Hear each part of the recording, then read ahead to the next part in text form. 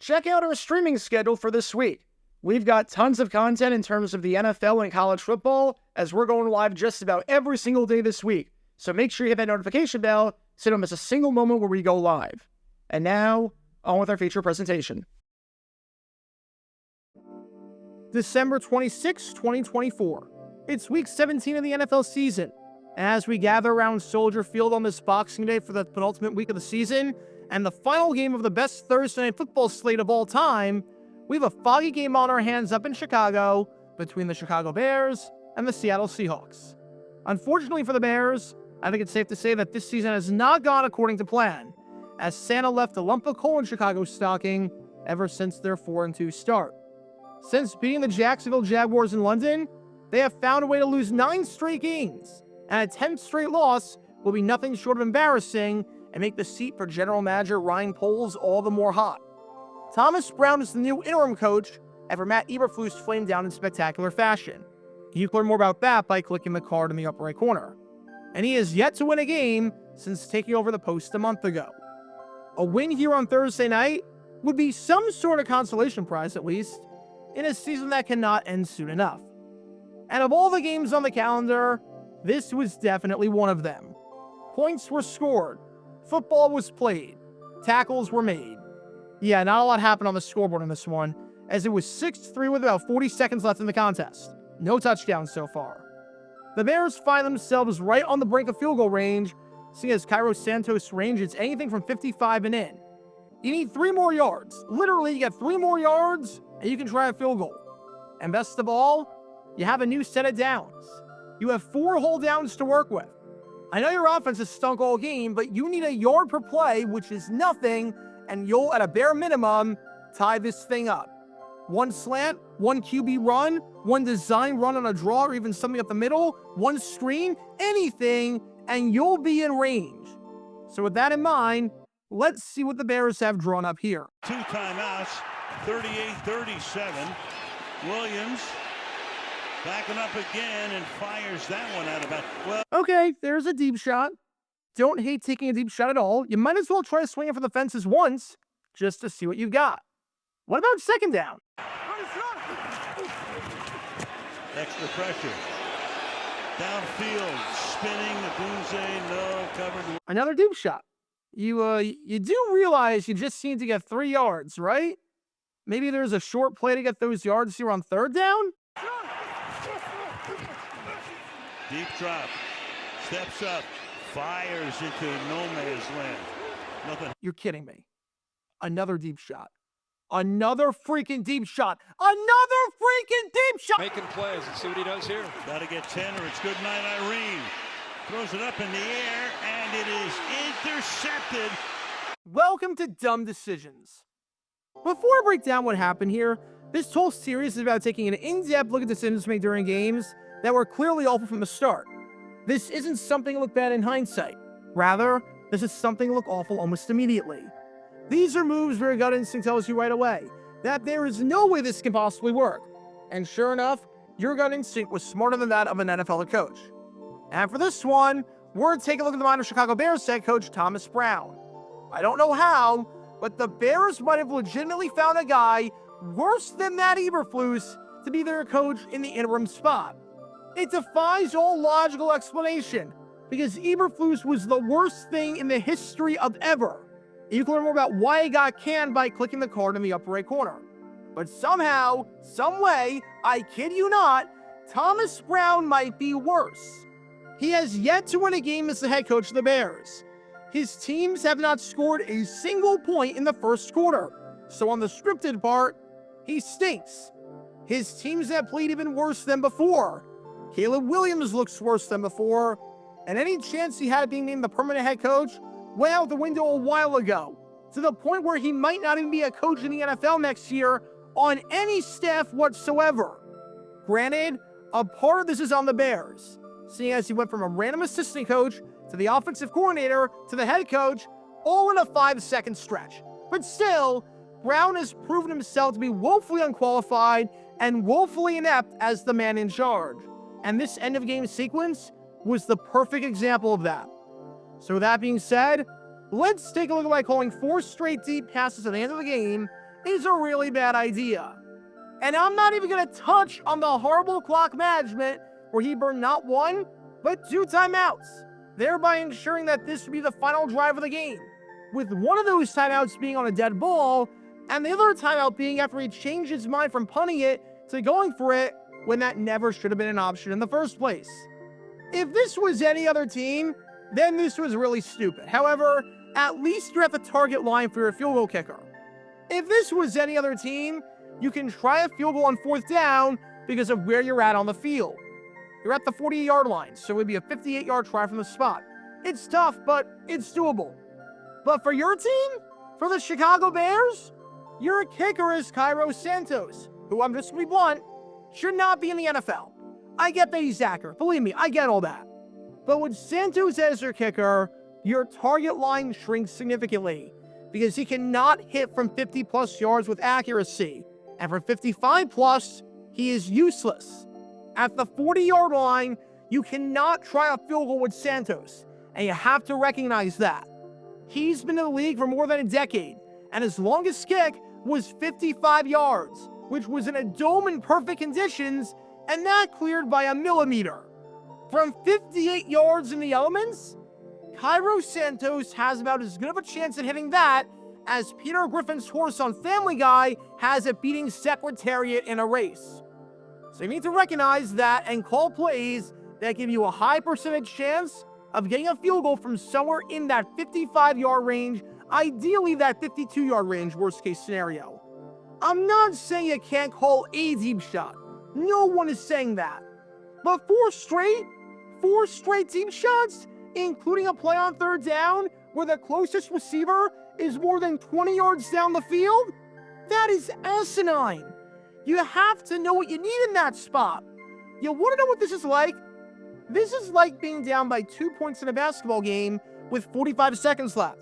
You have the ball, and the game plan is to just chuck up half-court shots. No one is saying you can't try a 3 and go for the win, but to take so many low percentage shots when that's not what you need, and when you have plenty of chances to get what you need, just doesn't make a whole lot of sense.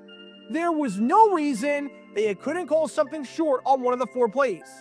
Call something short, and I promise you, you're going to be in field goal range and give Santos a chance to tie it up. You called a bajillion screen passes on the day. Why not call one more there? Why not DJ Moore and get a convoy out in front? A few runs, a quarterback draw, a slant pass. Do something high percentage. Help your rookie quarterback out. Again, the goal is to try to score points. And with 3 yards and 3 plays to set up 4th down, you at least give yourself that chance. To get to where Santos can hit, you need 1 yard per play. Chucking up 4 deep shots in a row? Genius. Absolutely genius. Even more genius when you realize that your offensive line absolutely sucks.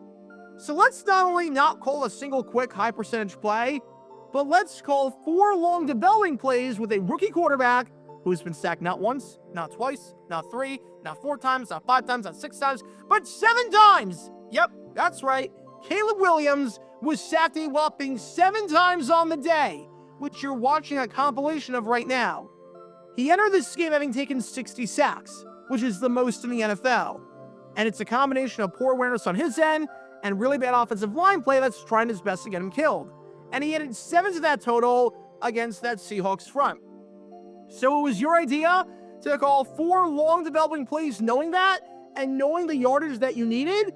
Absolute malpractice on the part of Brown and the coaching staff. That's like a game plan in soccer where the idea is to do nothing on the attack in the second half, but cross the ball into the box. Even though you're the worst crossing team in the league, and even though the opposition throughout the entire first half won every single header and won every single aerial. Just a baffling lack of awareness and understanding of the situation to not only not play to your strengths, but to actively work against them when you don't even need to do that. 4 deep shots with 15 seconds left of the ball at your own 20? All right, nothing to do about that. It's kind of desperate.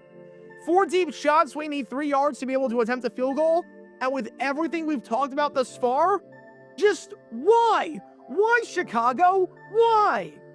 And after the game, someone asked Thomas Brown, as in the man you've been watching this whole time, about just what the heck he was thinking with that bizarre in-game strategy, because I think we were all thinking the same thing.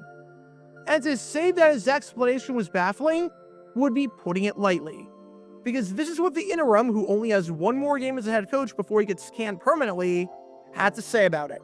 Take a listen. When you guys get 1st and 10 at the 40, what would you like to see happen in those next 4 plays? And did you have anything up for a potential run in that situation? Yeah, I mean, just be able to execute. Obviously, they were zeroing us out, so there's not many other than running the quarterback, like design quarterback runs, great answers versus zero coverage. So just make sure we, got in a spot where felt like it was a legitimate chance to go make a field goal at that point. Obviously, at the end of the game, had a chance to try to go protect it, buy some time, and have a shot down the middle of the field to DJ. Ball kind of got tipped, I believe, or Kev got hit, or arm got hit, releasing it. So that didn't work out. But like I said, overall, wasn't good enough as far as the game plan I had for these guys, and also didn't have offense ready to go. So let me get this straight. He said that there weren't too many great answers to do something against the Seahawks defensive alignment other than a design quarterback run. So here's an idea, Coach Brown. Do a freaking design quarterback run! Caleb Williams isn't good at a lot of things right now, but he's awfully good at running the football. Why couldn't you do a design quarterback run? Honestly, on one of the 4 plays, what did you have to lose? If you said a quarterback run could have worked against the Seahawks and gotten you what you needed, then why wouldn't you call that play? The clock wasn't an issue. The distance wasn't an issue, seeing as you needed 3 yards on 3 plays. Why not call design quarterback run to get into field goal range? It's like asking someone why they failed a test and they got nothing right on it, and they said, well, the questions were tough. And outside of circling A on the first question, because that was an easy one, there wasn't a lot that I could do. So why didn't you circle A? Why wouldn't you do that? You literally said there was a successful option on the table that would have gotten you exactly what you needed and would have given you the chance to go deep and get a little bit greedy on the next few plays to try and get a touchdown. And you just decided not to do it? I don't get it. I genuinely don't get it. Did you forget how much time was on the clock? Did you forget the distance you needed? Did you forget who your kicker was? Because this truly makes no sense. I can't say this is the worst, dumbest ending to a Bears game all season from a coaching standpoint, because again, Matt Eberflus exists. Heck, this might not even crack the top 3. But this is up there. For any other team that wasn't the Bears, this would be number 1. For the Bears, it's just another day at the office in what has been, considering the expectations, one of the most painful and one of the worst seasons in franchise history. And that is saying a lot. So what did we learn from all of this? If you only need 3 yards or something around that, then don't take 4 deep shots and try nothing to get just the yards that you need. Much like you wouldn't jack up double team 40-foot shot for 40-foot shot in basketball if you're down by 2, if you got a minute left, you wouldn't do this in a football game. If you have an offensive line that is not very good and cannot sustain blocks, then maybe don't call play after play that requires the offensive line to be good and sustain blocks. Actually play to the flow of the game and to your team's strengths. If you know one of the ways to beat a defense and you don't call that play, even though it would work and get you the requisite yardage, then you're either stupid, unqualified to be a head coach, or actively sabotaging your team's chances at winning. And if you don't play to the strengths of your team, and in particular, the target line of your own kicker, then you are not built for this. And safe to say, Thomas Brown is in no way whatsoever built for this. Because when all these elements are in play, you can't exactly be surprised when this play backfires. Talk about a dumb decision. Be sure to like and subscribe if you have not done so already, as it helps the channel out a lot. And check out my other channels, JG8 for the history of college football, JG7 for the history of baseball, and JG9 News, where we talk about all things happening in the NFL. Join me every Wednesday night at 8 p.m. Eastern, where we'll play live NFL trivia for cash prizes. And make sure to join me live, as we're on stream just about every single day. And thanks to all our Patreon members and our YouTube members for helping out the channel. See how you become a member and show your support financially in the description down below.